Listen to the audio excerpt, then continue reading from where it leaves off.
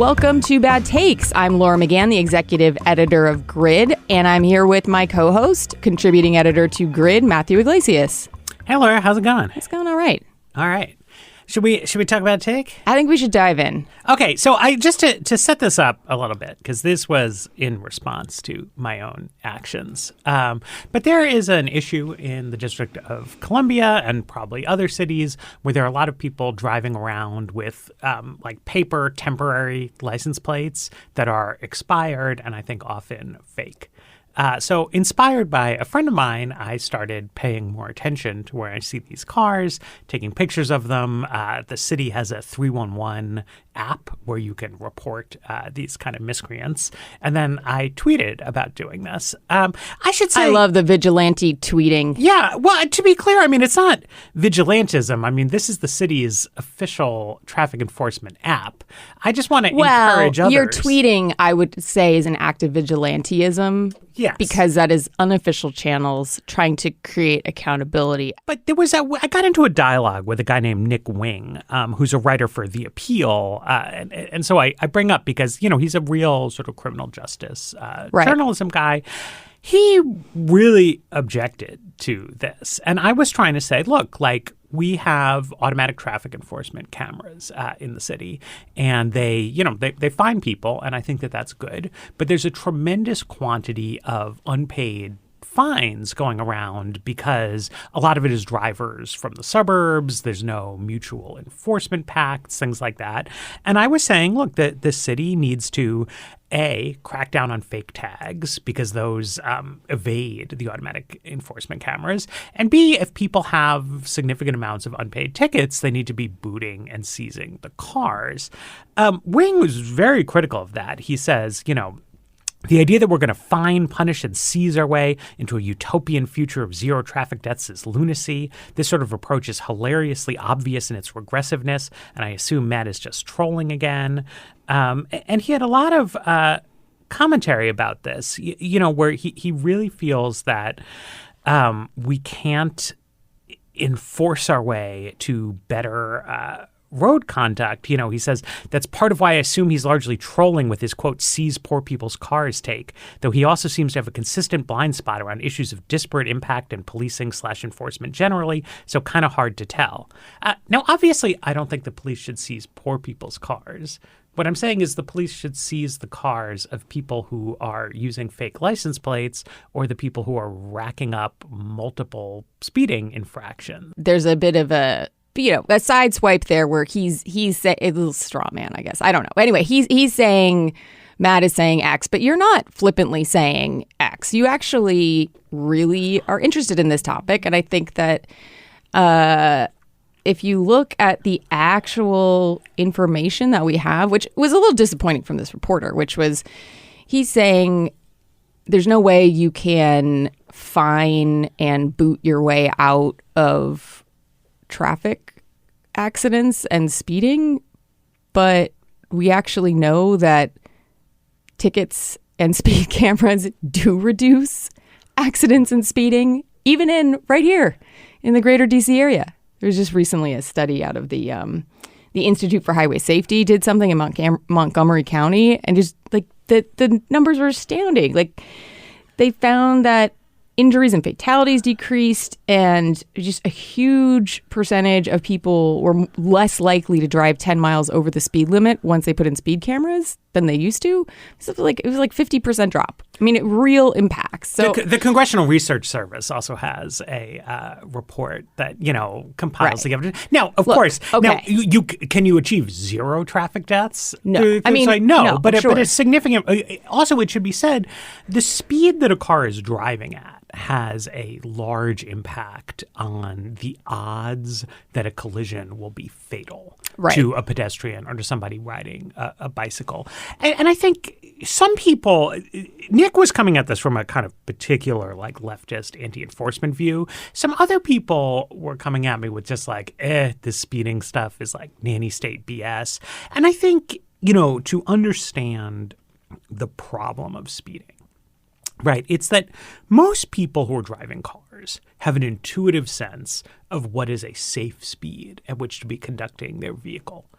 And those intuitions, as good as those intuitions may be, those are intuitions fundamentally trained on your own personal safety, right? What you're saying when you say you want to be allowed to go 10, 15, 20 miles over the speed limit, you can handle it given the current road conditions. I'm assessing risk on behalf of myself, that I feel like I can go 10 miles over and I can be speeding along especially a route I know well, and it's fine, and I'm going to be totally fine because I've done it many times, and I've assessed the risk based on my experiences and my own, I'm not looking out there thinking what kind of a risk in terms of a big picture am I putting on everybody else by going 10% over? The problem is the cost to other people, right? Is that, the risks that are borne by driving fast they're not only not fully internalized, they're like barely internalized at all. Right. Because you in the car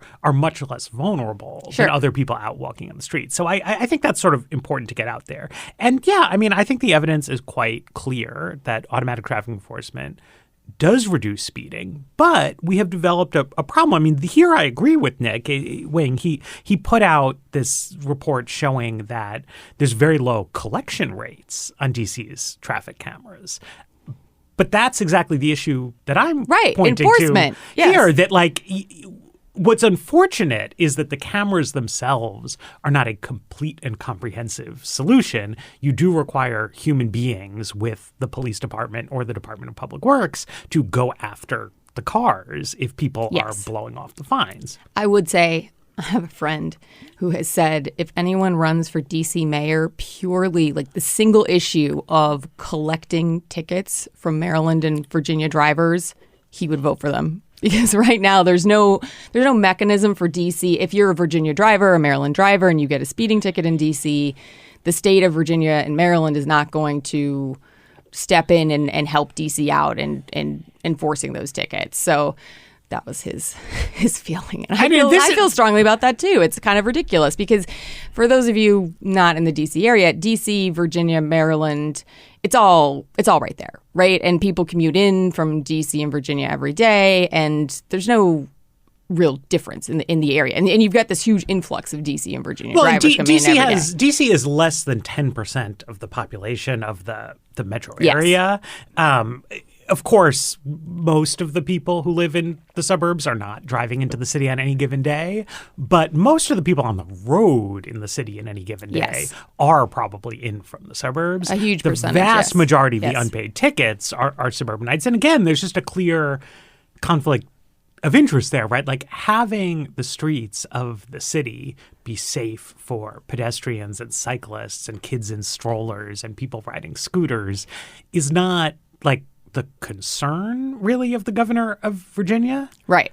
But like so the city, Mary Cheh, the former council member from Ward 3, she did a report on this, and there's something like $500 million of unpaid tickets outstanding in the city, the vast majority of them owned by suburbanites.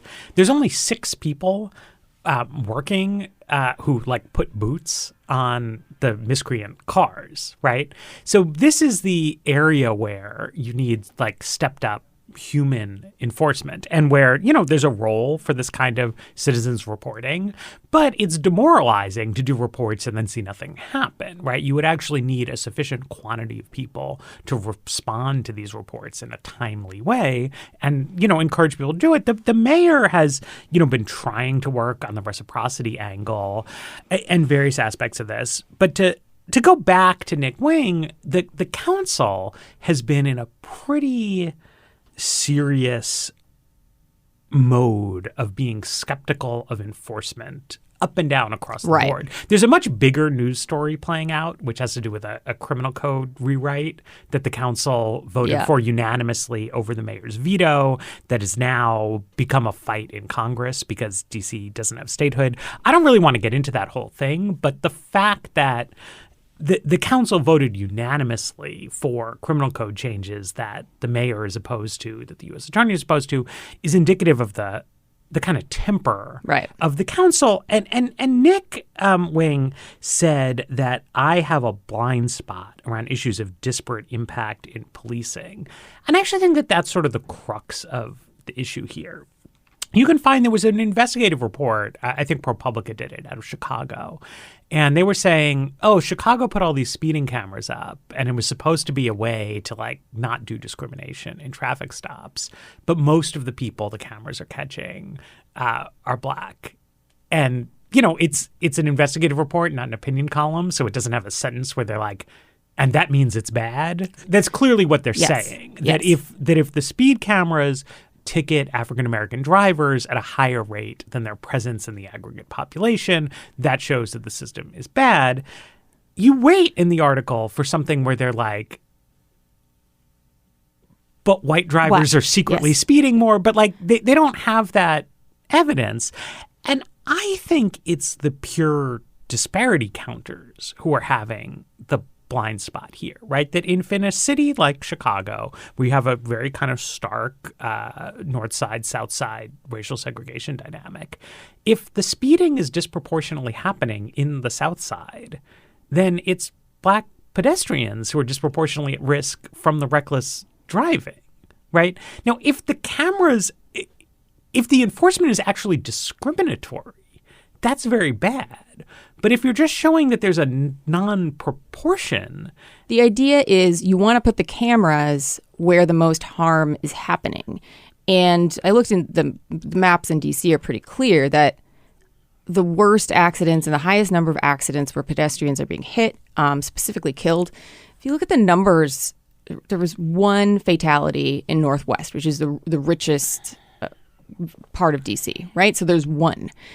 All of the other deaths in D.C., according to kind of the most recent data, I guess it was 2022 or 2021, I should double check. But in any case, recent data shows if you then layer on maps by neighborhood, they're all happening in low-income neighborhoods if you take the census data and layer it on top. So you've got these things happening in low-income neighborhoods. Well, why is it that these are happening in low-income neighborhoods? Is it because low-income people are worse drivers? That feels, I don't know, but it feels probably not true. But what you can look at is you see that low-income neighborhoods tend to have the on and off ramps for highways in the DC area. They have on and off ramps for bridges. Like, these are the most dangerous traffic locations in the city, and you can see them, that there's an overlap. So if you are a person living, in a objectively just you're living in a lower income part of the city, you are more vulnerable to being hit by a car than if you lived somewhere else. So the idea isn't that we want to punish low-income drivers. It's that we're trying to protect low-income residents who are being run over by cars. Well, also just you can imagine the opposite, right? Like a city says, okay, we have a big traffic safety initiative, right? And we're going to use speed cameras to catch dangerous drivers and protect pedestrians. But they only install the cameras in affluent white neighborhoods. Right. It's just right? That's just like a cash cow, people right? People would say, wait, that's discriminatory. Well, and right? I should clarify, there are cameras all over the city. They're not just at these on and off ramps, but when you have a finite number of cameras and you want to prioritize where to put them, you're going to put them where they can do the most good. But also, I mean, I would say, like, you should just keep rolling them out steadily over time in more and more places. Sure. The thing that I just do want to insist on is that you can't, whether disproportionality is good or bad, doesn't answer the question, right? Like the underlying assumption is that punishing drivers who are speeding is bad. Yes. And therefore that if it's happening disproportionately in African-American neighborhoods, that's an undue burden on the neighborhoods. But if you see it the other way, that it's like speeding is bad. Yes. And catching and deterring people who are breaking the rules is good, then the disproportionality by neighborhoods just shows that you're solving a problem that is disproportionately afflicting low-income neighborhoods. It's a sense of, okay, a lot of people break the law in terms of speeding, and that is okay? Like, is it okay that that's happening? And I think that there is, as a driver, when you're looking out at the world, there's a sort of sense, right? Like well, I can speed and I'm fine. And I think that's what's playing into count here, maybe, is some people thinking this through. Well, everybody suffers in life from neglect of low probability events, right? If you're just thinking about, like, in your gut, how does a 1 in 1,000 chance feel versus a 1 in 10,000 chance, or 1 in 100,000 chance?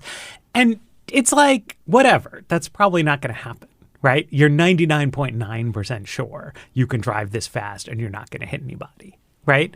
And that's true, right? Like, the vast majority of people who speed on any given day are not hitting and killing anybody. Right. The point of making people drive somewhat slower is to turn it from a 1 in 1,000 chance to a 1 in 100,000 chance that the encounter becomes fatal.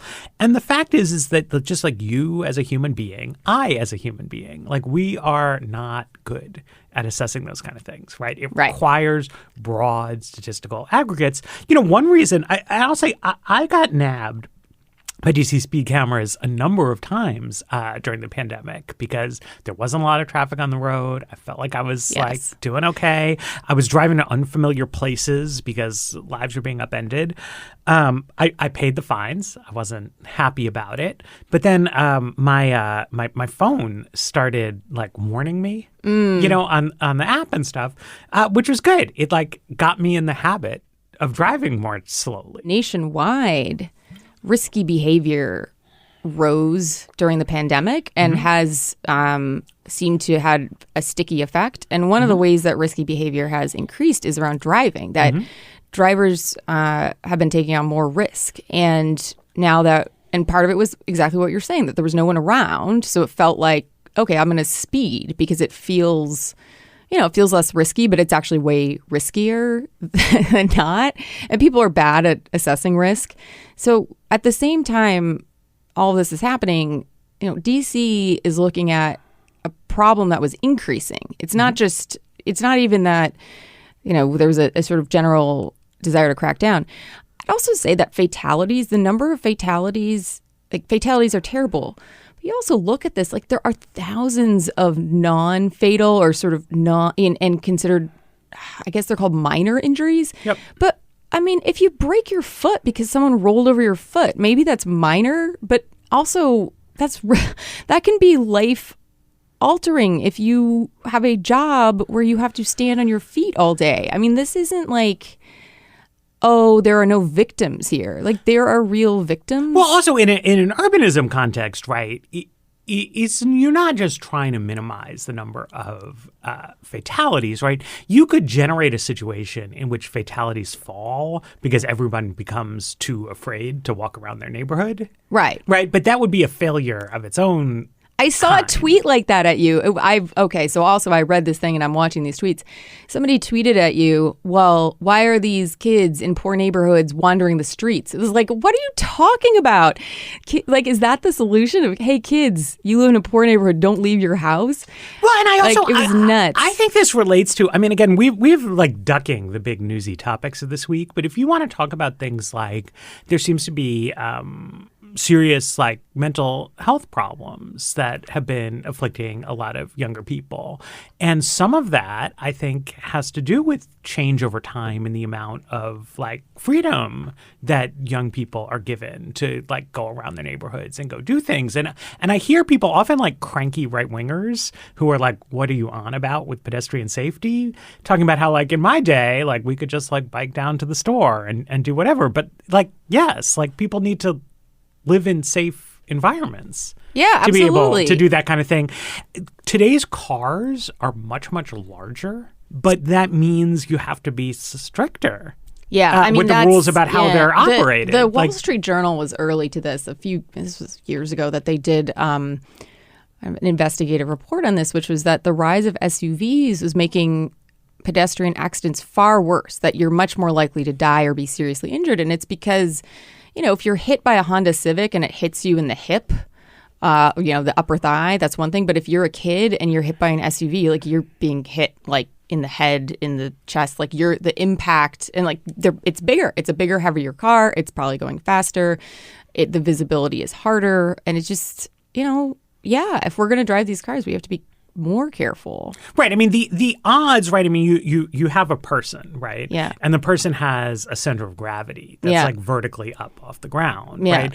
A shorter woman or an older child is going to be hit above their center of gravity and run over. The other thing was that some of these studies have shown is that people were being increasingly injured in parking lots. Mm-hmm. Like it's not even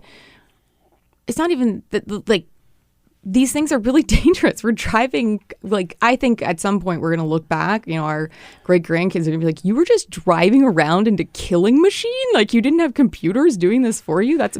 You're crazy. I mean, maybe I'm wrong about that, but it does seem sort of wild that I'm just driving around in this thing. I do want to take a break and come back and talk about fake plates, because I think that this is this deserves its own session. Okay, we're back. Can we talk about paper plates? Yes. Oh my gosh. So, did a study on the drive over here. I counted how many paper plates I saw, missing plates I saw. I counted 6 cars. I live about 2 miles from here. Mm-hmm. And that was just my, observation of paper plates and missing plates on cars. And, we should probably say what missing plates are, or paper plates, right? Maybe people aren't aware what these are. Sure. So, look, if you get a new car or you buy a used car, it does not just your plate. You have to come miraculously with license plates. Right. You have to register the car and they get sent to you in the mail. So you're not supposed to drive around plateless while you're waiting for your plates. So you'll be given, at least I bought a new car. Sure. I don't know what your car experience was, but when I bought a new car, however many years ago it was, 8-9 years ago, they gave us these like paper tags to put where the license plate would go. And then, the real plates came and we put those on. You can, though, just like go on Facebook Marketplace, and there's probably a better way to find fake tags on Facebook Marketplace than searching for fake license plate. But I did that, and I got people who were selling them. And you can put fake tags on your car, in which case the automatic enforcement can't get you. But also, I want to clarify, if you are spotted, if you do like a drive-by shooting, right, and there's a witness, and they're like, okay, it was a gray sedan with a license plate. I mean, like we've all seen movies, right? Sure. Like that's the main reason cars have had license plates long before there were automatic traffic enforcement cameras is that you can't see people inside cars. You want to identify the vehicles that are involved in a whole range of incidents. If you have pieces of paper that are expired or you can swap out, then you can get away with all kinds of shit. There was some pushback on this, that people to this point, and it's hard to quantify, right? Like it's hard to quantify when people are doing something illegal, because normally you could count plates because they're official plates, and that's the whole point. But in New York, there was a report on this, and there was a crackdown in New York over these plates because of what they're calling ghost cars, that there was just a surge in the number of cars that were used as getaway vehicles that had fake plates or plates that did not match the car. And there was this surge. And so it's real that, if you're going to do a crime, you slap on one of these plates and then, you're not going to get caught. And the idea is you're not going to get pulled over because you have some kind of plate on your car. I just, there's this sort of, I thought a subtext of, okay, people don't want to have real plates on their, like there might be a not nefarious reason to have an expired paper plate on your car. And perhaps it's, this idea of protection from police brutality or, being mistreated by police. But with the rise of these tags in New York, there's been a crackdown. So there's been a surge in the number of drivers being pulled over by police, because now police are pulling people over because of these tags. And so if your goal is to not get pulled over or like to decrease the number of cars being pulled over. Like, this is not achieving that end. I mean, I don't think you can honestly follow the enforcement of all rules is bad people to their logical endpoint because it doesn't make any sense. Oh, I wanted to also say that there's also a tinge of, so what, someone's driving around with a fake plate. You know, maybe they can't afford to register their car. The problem with that is these are not just made up plates. These are not just, okay, I photoshopped a plate. It's somebody else. It's like somebody else's old tag. So there's this woman profiled in this local publication here in D.C. She moves from D.C. to Oregon and she starts getting all these tickets in the mail because it's like you've run through a camera. You've been speeding, like thousands of dollars worth of tickets because her old tag is being slapped onto cars all over the place that are speeding and running red lights. And then the tickets are sent to her because her name is associated with this. So this is not some victimless crime. This is some other people are being mailed these tickets and it's going onto their driving record. This isn't like... I also want to talk about the economics of this a little bit because I know an editor working in local news here in D.C. was also giving some pushback to a writer on this by saying, well, like maybe people are doing this because like they can't afford the vehicle registration fee. And this was part also of Wing's pushback on me about booting the cars was, you know, people need their vehicles to go get jobs and things. This is a big country. There's a lot of different places. But I'm talking about the D.C. area. In the D.C. area, we do have mass transportation in a way that not every city does. We do have a lot of walkable neighborhoods, a lot of bikeable areas, things like that. Oftentimes, the transit route is much less convenient than the driving route. To the studio where we are this morning, I could have gotten here on mass transit, but it was much faster to get here in my car. So I chose to take my car. I would be displeased if I had to go on transit, but I could, right? And it is, of course, much cheaper to not own a car, than to own one. When you allow the streets to become unsafe, right, both in terms of unsafe driving, but also in terms of crime, like there was a person who was stabbed at the metro station by my house yesterday, right? If people get the sense that I can't ride the metro because I'm going to be stabbed, or I can't let my teenager walk 10 blocks to school because there's maniacs driving around on the street, that increases the cost basis for like everybody. Yes. You know what I mean? And this is, I think, like the whole problem with the anti-enforcement view of this issue, and I think of many issues, is like they're not in I used to cover economics topics, and so that's the lingo I use for everything, right? But they're not taking an equilibrium view of the situation. You look at one guy, right, who has a bunch of unpaid speeding tickets and maybe doesn't have much money, and you're like, right. Like why do we need to boot this guy's car and make his life even harder? Or there's one guy who, for whatever reason, has tags that are expired 2 weeks. And, you know, he's a disorganized person and he just hasn't gotten around to it. You're like, why do we have to be harsh on this guy? And I 100% sympathize with those cases. But if you create a situation where, because you're being so lenient on people, just normal people who are lazy, right, and just like haven't replaced their temporary tags, once it gets out that, well, they're not really doing anything for people driving around with temporary tags, then malicious people start doing it. Again, not to get away with vicious crimes, but just because they don't want to pay speeding tickets. Right. But then you have fake tags proliferating everywhere. And there are really bad people. You know, there's people who are lazy and just don't want to keep their vehicle registration up to date. There's people who are like, pretty everyday people, but they just want to drive too fast. Right. But then when you have a situation where that's going on, there are like really bad people who commit organized acts of violence or theft for gain. And so now you have shoplifting gangs who are aware that the police department has adopted a no chase policy for, I think, reasonable public safety reasons. We adopted that reform. So now you have more shoplifting, you have more crime, and things keep getting worse and worse and worse. And you actually can't be lenient. Like, I was walking around, I was spotting fake tags. I saw one guy whose plates were expired 2 days ago. So I use my common sense. Yeah, you're not going to tweet that guy. I figured this is fine. I'm not going to tweet that guy. But where do you draw the line, right? Is it 2 days? Is it 2 weeks? Is it 2 months? You could give him a $5 fine or a warning that a fine is coming if you're, within a window. There's a lot of things you can do.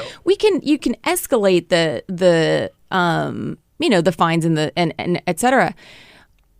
I agree with all of this. And the other thing that you were talking about kind of crime and getaway cars, and that seems fairly measured. I've now read one in DC, and then I kind of Googled around to see if this is happening elsewhere. So these temporary tags have become a way to move stolen vehicles around. Mm-hmm. So a scam that's been in the DC area and some other cities is you can get these stolen cars, you can keep swapping out the plates so you can move them around easily, and then you put them in a parking lot and you do like a pop-up used car lot sale. It looks legit. And I'm sorry, but these are cars that are going to be sold probably for cash, low-income person. They buy the car and they drive off with it, and then they go to register the car and they find out it's stolen. So they go back and of course the sales lot is gone, but now they're stuck with a stolen car and their money is gone, and it's like a cash operation. Like, basically, to your point about organized crime, I mean, that what the plates are allowing it allows the stolen car vehicle the stolen vehicle market to proliferate, because you can move the cars around. It's very difficult to move a car around if you have no plates on it, or if you have the correct plate on it. You can't just drive it around and move it easily. But if you have a way to move these cars around, you're just creating just much easier. DC has had a significant increase in carjackings over the past several years. And one reason for that is that cars have gotten actually harder to steal, because of like the modern keys and stuff like that. I'm not a car thief, but it used to be relatively simple to hotwire a car. Yeah. It's now a lot harder. Right. So initially that led to just like a decline in car theft, which was great. But then people started doing carjackings, which are much more dangerous than traditional car theft. And something that's happened in DC, if you look at the stats, is that carjackings are primarily being done by teenagers, right? By minors. And one reason I think that has spread is that people have understood that the criminal justice system goes softer on youth offenders, which I think is totally understandable why you don't want to be like super harsh on a 14-year-old. But again, this is the kind of thing where if one kid commits a serious violent crime, you can still treat it as kind of like, I'm not necessarily throwing the book at this guy, right? But if then word gets out, right, that like, you're gonna go easy, and organized entities start recruiting teenagers to be their carjackers, right? Like, that's really bad. You can't just have an endless upward cycle of kids getting involved in organized carjacking rings. You also, I don't think, want to be throwing like incredibly harsh prison sentences at teenagers. Right. So you have to come up with something that you're going to do about the carjackings. Yeah. And with your point, right, like cracking down, like what is the commercialization end of this, right? What is the point at the end of the day of stealing cars? We have these big systems in place. This is one of the things that when the carjacking story kind of started taking off, when we saw this surge in the DC area, I kept thinking, well, what's the point? Why would you commit a violent crime to go for a joyride, right? Like, it just doesn't, the payoff doesn't seem to be there of why would a teenager do that? And the answer is, most people are, like, even a 14-year-old kid is like, I'm not gonna, like, that's a violent crime, right? It's not just you stole a car that was parked on the street or, whatever, and you drove off with it. And, it's not to say that is good. that Sure. it's bad, but it's a real escalation to get a gun, stick it in somebody's or a face. knife or something, and all of this.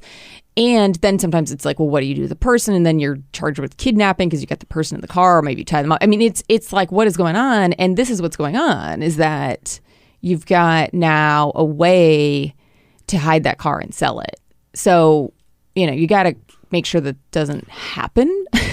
And so you decrease the attractiveness of doing that. And also, to your point about teen recruitment, like, we know that this happens. We know this happens with organized crime, that younger people are sucked in and kind of forced to do, get trapped in doing things that, they shouldn't be up to. And it just drives me nuts that we're having this conversation around the idea that the harm being done is to somebody who can't afford a speeding ticket because a camera caught them speeding. And meanwhile, we're just looking at the ripple effect of all this. And it's just very obvious to me this is very bad. But so I also want to pull this back because I think, look, I think a lot of people, 10 years ago and between 5 and 10 years ago sort of got into the criminal justice reform universe, right? I think this was an issue that at the beginning of my career,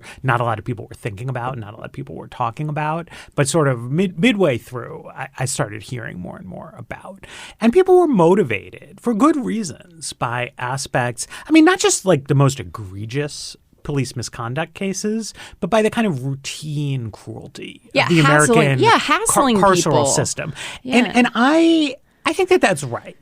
But I also think that a lot of people started getting interested in that at this kind of low ebb point in terms of serious violent crime in the United States, which has been rising for the past 5 years mostly. And you're going to have inevitably like more nobody is going to come up and say, right, when it's a 16-year-old whose carjacking goes awry and they shoot 2 people, no one's going to be like, well, like clearly this guy just needs like good housing. When spectacular crimes occur, or when small children are killed by reckless drivers, yes, right? Yeah. People want to get harsh on that. If you want to see less harshness ultimately in the system, what you need to do is pull on that whole thread, right? If people have the sense, right, basically regular people have the sense, oh crap, if I drive too fast, I'm going to get a ticket. If I don't pay my ticket, I'm going to lose my car. If I try to get away with not paying tickets by obscuring my license plate or using a fake plate, I'm going to lose my car. If I have a stolen car, it's going to get recovered, right?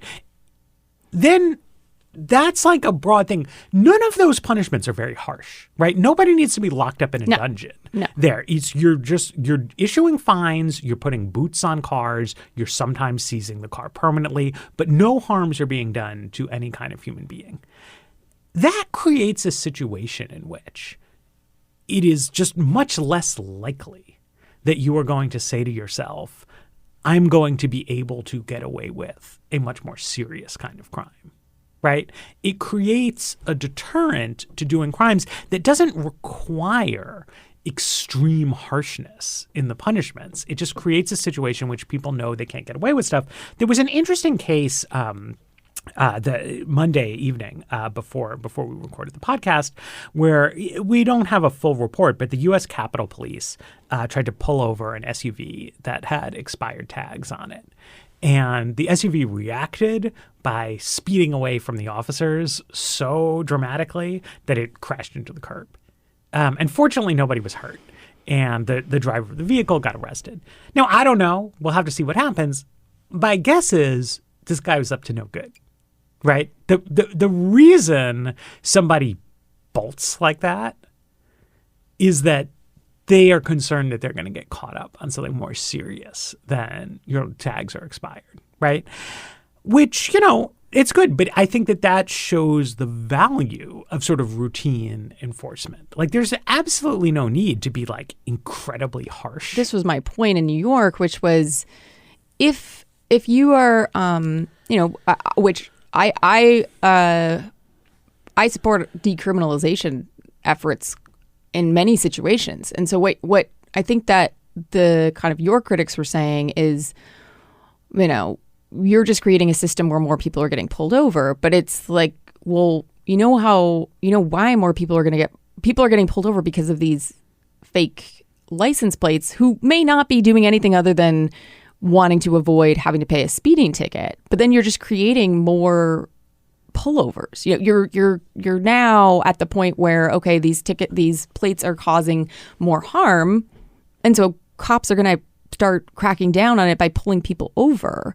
And so you've waited for an escalation in the sanction for breaking the rule versus what you're saying is if you deter enough people from doing it in the first place, you have a much smaller pool of people with fake plates, expired plates, and it's, if you're then looking at that crowd of people, the concentration of people who are up to no good is going to be much higher than just random people who are like, why should I pay speeding tickets if other people aren't paying speeding tickets?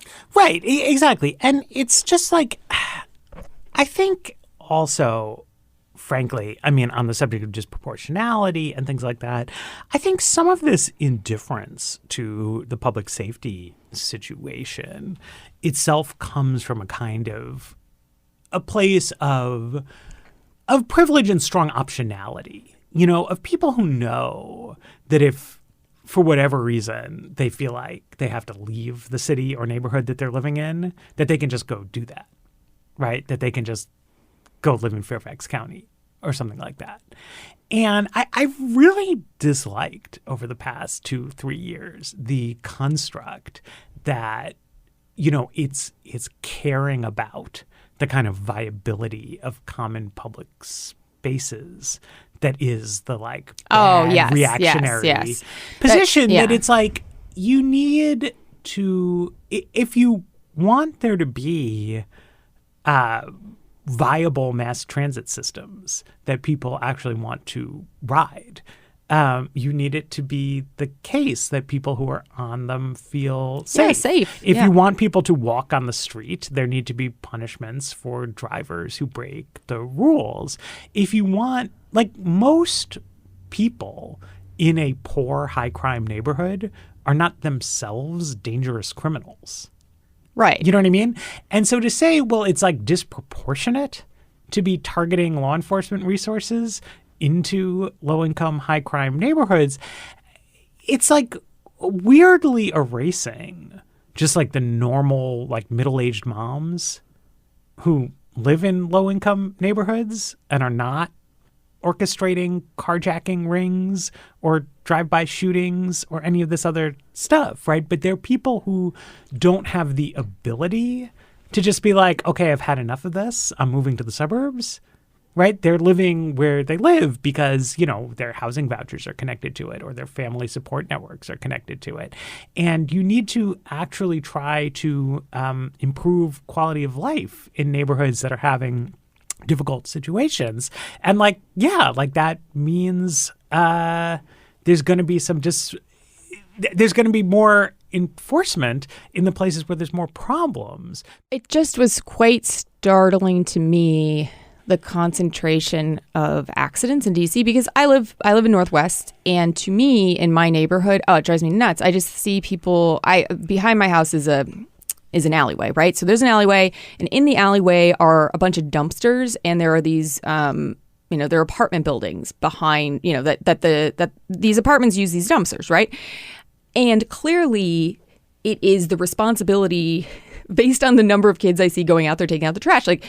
Their mom or whoever is like, it is your job to take out the trash, which is a, good thing, responsibility building. And I see a lot of 10 to 12-year-olds taking out the trash. And so they have to go in the alley and they take out the trash. The number of cars I have seen whizzing by them or and it's kind of got a blind corner. There are people who park illegally back there and then are pulling out, and the number of fake plates and all this. And it's like these kids should be able to take out their trash without fear of being run over. And it drives me nuts. But the reality is I'm not, this is not even where the problems are really happening. I'm on edge looking at all of these, near misses, but it's in other neighborhoods where it's far worse. And so I don't know if there's also a perception problem of how bad the situation is in neighborhoods where there's just a really high concentration of accidents. That, if you live in a place where accidents, even if it feels like there's a lot of accidents, but they're relatively rare, that's fine that you feel like maybe speeding is okay. But if you live in a place where a lot of people are getting hit by cars, maybe you'd feel differently.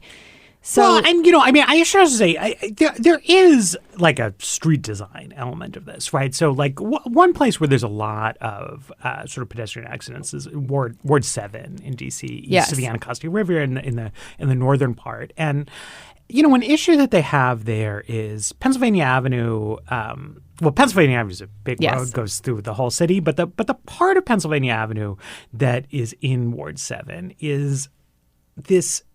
It's a slightly ambiguous road. It's like almost a kind of highway style boulevard, but it isn't. It has surface level intersections with all the cross streets, and it's a fairly high dense, kind of walkable style place where you're going to have some people who live north of the road, but they go to school at the elementary school that's south of it, or they live south of Pennsylvania Avenue, but they want to go to the stores that are on Minnesota Avenue to the north. And like that road should be reworked in a way that discourages people from driving really fast. Okay, so at the same time, we should back up on that. That is another criticism that has come up, which is that the issue isn't the drivers, it's the road. And I just say both, great. Let's redo these roads. It's just that's going to take time and money, and it's not so easy to totally rework a major artery in a city. Well, but I also just think there's a dynamic interplay, right? So like there was 15th Street near me got a roadway redesign. It has a two-way protected bike lane, right? So that's a great place to bike. I bike around all the time. I love that road. That being said, like, it's not physically impossible for somebody to drive their car through the protected bike lane and run us all down, right? It's against the rules to do that. And I don't know actually what would happen to you, but I think people driving have a sense that the rules would probably be enforced, right? There's just a dynamic interplay between the design of streets and what actually happens there. I think if you went to a city in Southern Europe 20 years ago, you would have found that a lot of the like nice walkable neighborhoods with narrow streets and big sidewalks were actually just full of people parking their cars on the sidewalks. And what happened is there was like a change in the thinking and an embrace of urbanism in Southern European cities. And they said, no, you can't just park your car on the sidewalk. And they enforced the rules against parking your car on the sidewalk. All of these things, like road design matters, what the posted speed limits are matter, whether there's cameras matter, but there's not always a give and a take, right, between people who want to do what they want and people who want to create rules. And there has to be enforcement of the rules. At the moment, license plates and interstate reciprocity have become the places where the DC system breaks down. And there's nothing we can really do on road design or posted rules or bike lanes or other things that is going to compensate for a growing sense that the rules are not actually enforced. And it's not like the only thing that should be done in the world of transportation, the only thing that should be done in the world of law enforcement, et cetera. But like, it's a very important backstop to to our rules against car theft, as well as our rules for pedestrian safety, that we can identify which vehicles are which, and that all kinds of people who are not criminals, have to still just follow this rule. It only works if you can give people a ticket, right? It only works. The rules only work if you can figure out who's in the car. And if you can find cars, right? If you can be like, my car was taken. So then it's like, okay, if we see that car out there on the road, we'll let you know. We're going to stop it, right? Something bad happened here. Yes. And if somebody rips off the plate and there's no plate, we're going to... You say, that's really suspicious. That's suspicious. That's probably a stolen car. So I think we agree here. I think we can probably wrap up. I do want to end on one thing, though. We were talking about Googling, and I wanted to know, how easy or hard is it to get kind of one of these like covers for your license plate. And I was also thinking about people who were saying, well, maybe there's other reasons you do this. So I just typed into Google like license plate cover to avoid red light cameras and speeding cameras. And this thing comes up on Amazon. It just license plate cover frame, unbreakable license plate, shields clear reflective anti-speed red light toll plate stopper protective cameras. And the description is like, put this on your car and you will never be stopped. And it's like, come on. Just like a good FTC big tech angle, I think would be like Jeff Bezos and Mark Zuckerberg will survive without the income they get from people selling things that are designed to help criminals evade detection with their cars. Make them stop. Oh, man. Send them a stern letter. Look at this accountability. We're on your side here at the podcast, here at Bad Takes. All right. So we'll wrap it up here. But this has been another episode of Bad Takes from Grid. We're produced as usual by District Productive, and we'll be back next week with more Bad Takes.